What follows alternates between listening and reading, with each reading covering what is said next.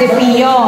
Malapit sa Padre Pio. Ang daan po niya is Barangay San Miguel, pero ito po ay sa San Vicente.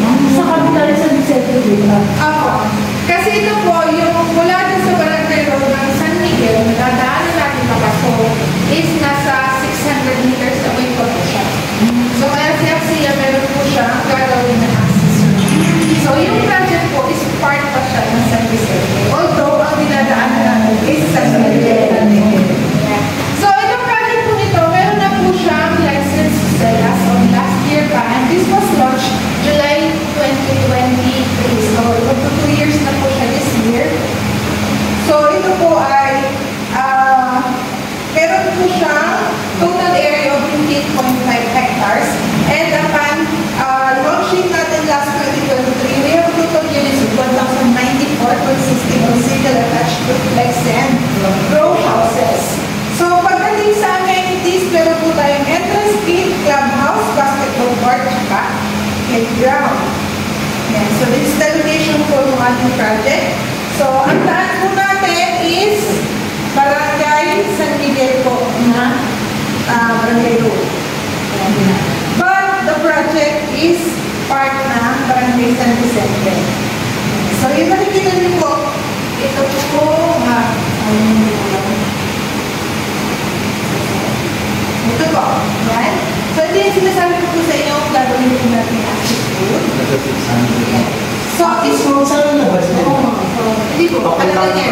Access lang po yan mula sa Barangay Road entrance gate po. Kasi malinis mga yung mga kasi dyan na nadaan. Actually, hindi po. Kasi wala naman po talaga yung road.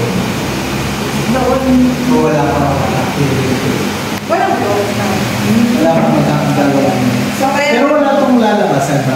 Wala po. Wala po. Bali ang entry at exit po na sa Barangay San Miguel. So hindi pa mapuntahan yan ngayon, ma'am? Pupuntahan niyo pa eh. Mapuntahan? Kasi ongoing land development po tayo dyan. So napapasok mo po yung Hindi ka naman project. sa'yo, ano pa yung mga ma'am? Yung kasi akala ko wala pa yung barangay road eh. Hindi ang sinasabi ko yan eh. Yung access ang inaano ko. Pero yung access road is existing na. Existing na pala eh. Kasi pasok na po yung sasakyan. Okay. Kasi before, nung ito, Wala pa kasi eh. wala pa rin. So ngayon po, makikita niyo na po talaga yung pinakaloob kung saan ilalagay yung gate, tsaka may tuturo ko na po sa inyo yung phase 2. So, just a quick background lang kasi meron po tayo dito, si Axia is merong total of 50 hectares din sa area mo.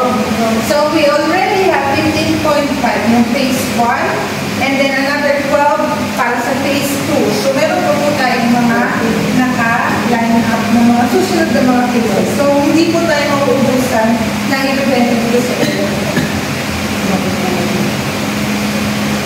So, ito po yung ating Google Map view of phase 1. So, yung kulay red, yan po yung ating access road. So, nagkaroon ba kayo ng idea bakit po siya? Ang daan natin is San Miguel, pero San Vicente ang address ng project because nandito sa may siya. Bakit hindi sa PNP? Ano po? Bakit hindi sa PNP yung access road? Hindi daw mo sa PNP ang access road. PNP housing. O kaya sa Brightwood. Parang mas mahal po yun, sir. Mas mahal ba dyan? Ito po kasi is part na po sa siya ng tower. Yung access road na nagagay sa 7 kilometer. 600. Lampas kalahati, kilometro. Yan, makakapasok na po tayo Hanggang row house. hanggang dito po sa pagtawid dito. Dito na po ito. Yan. Yung open space na yan na may mga transmission line. Diyan po yung mga mapa sa kanila. So, nandito, makakapunta na po tayo.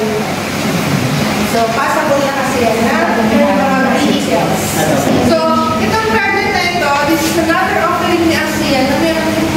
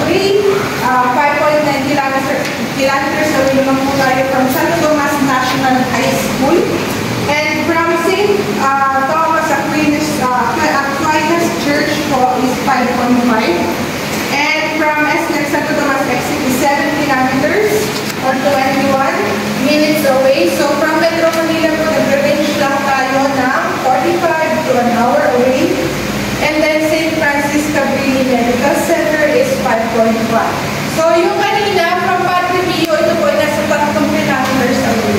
3 kilometers away from Padre Pio. So right now, ito na lang po yung remaining inventories natin out of 1,090 from 2023 launching date.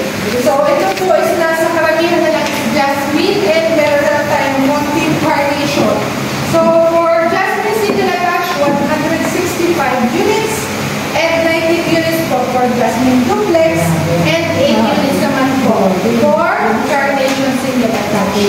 So ang nauna po natin na sell out ay yung Linea and then Linea po kasi talaga. Kahit po kasi dito, Linea po yung ating pinaka best-selling house model. Yes. And maganda po talaga kasi ang Linea. So, ito yung ating site development plan.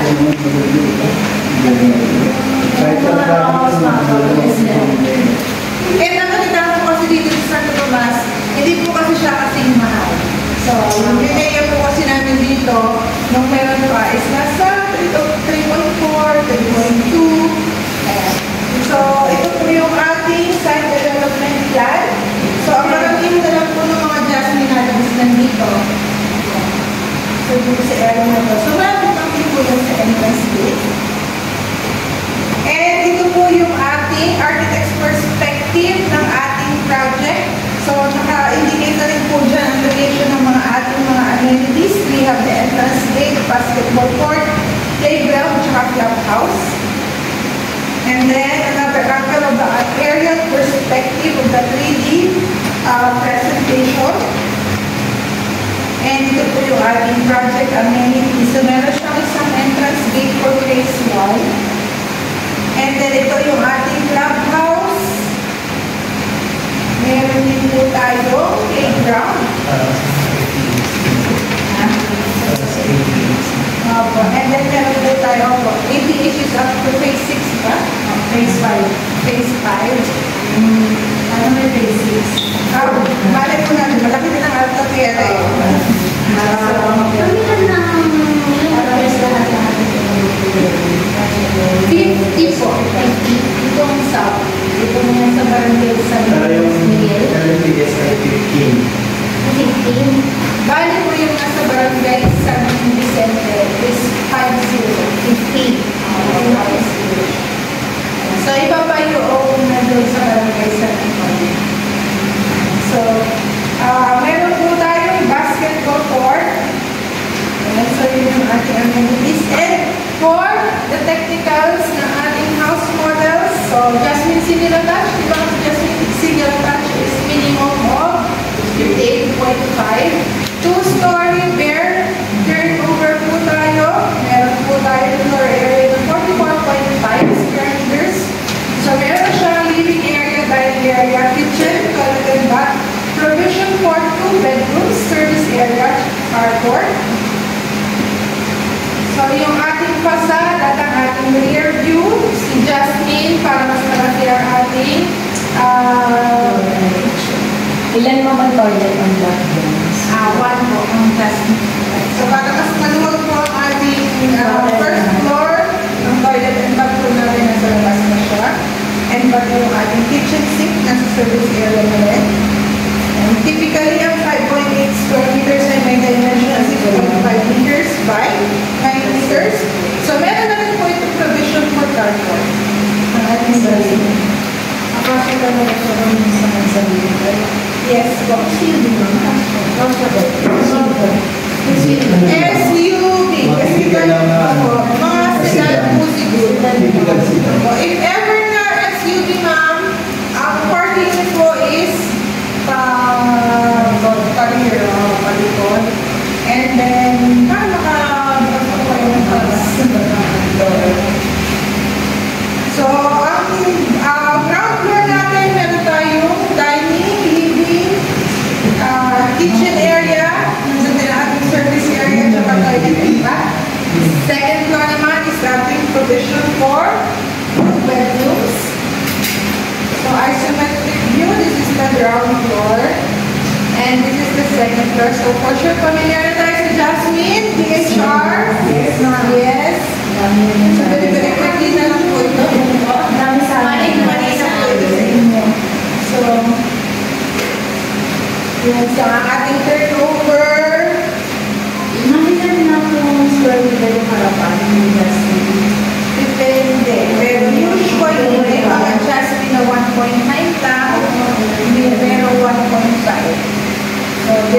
po siya.